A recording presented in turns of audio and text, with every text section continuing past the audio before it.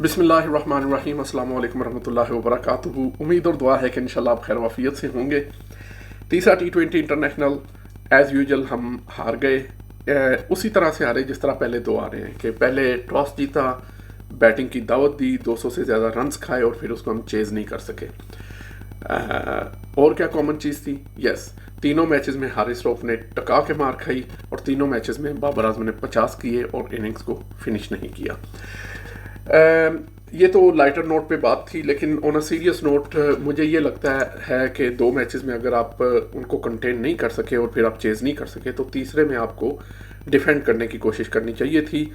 शाहीन का कहना यह है कि इस ग्राउंड में डाटा ये बताता था कि चेज़ करना आसान है, लेकिन फिर भी मेरा ख्याल है हमारा ये बनता था कि चूँकि हम चेज़ नहीं कर पा रहे और हम रन्स रोक भी नहीं पा रहे तो हमें एक दफ़ा डिफेंड करने की कोशिश करनी चाहिए थी इस मैच में।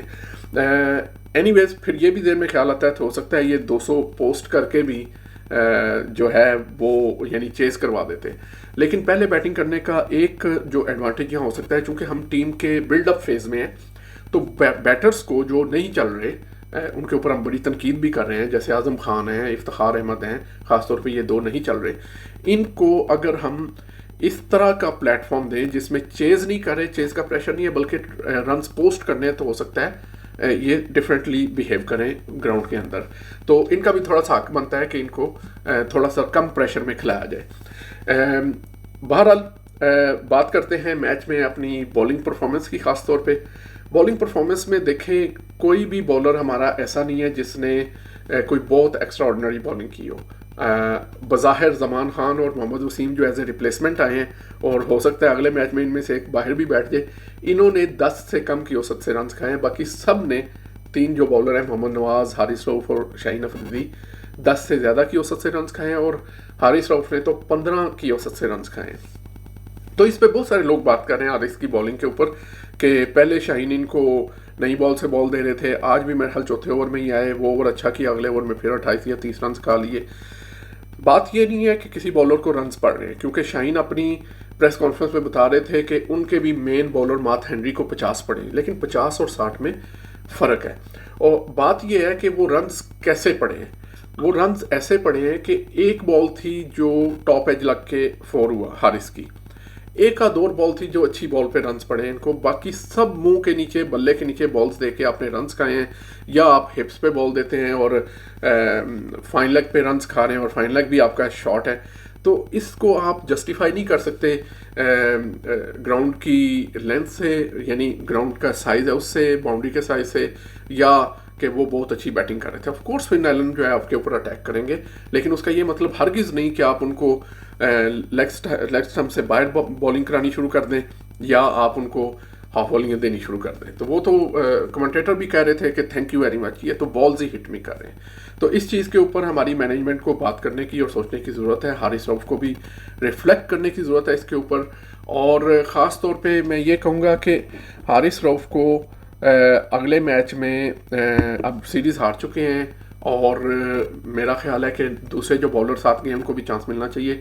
शाहाब खान टीम के साथ हैं, हमें भी पता चले शाहाब कैसी बॉलिंग करते हैं, तो हारिस की जगह पे उनको जगह मिलनी चाहिए। ये ना अगले मैच में मोहम्मद वसीम या ज़मान खान में से एक बाहर बैठ जाए और शाहाब को आप अंदर लें। तो हारिस की जगह पे एक बॉलर जो है उनको खिला के देखना चाहिए। दूसरा मैं ये सोच रहा था कि इफ्तिखार अहमद अगर बॉलिंग करे तो कैसा रहे।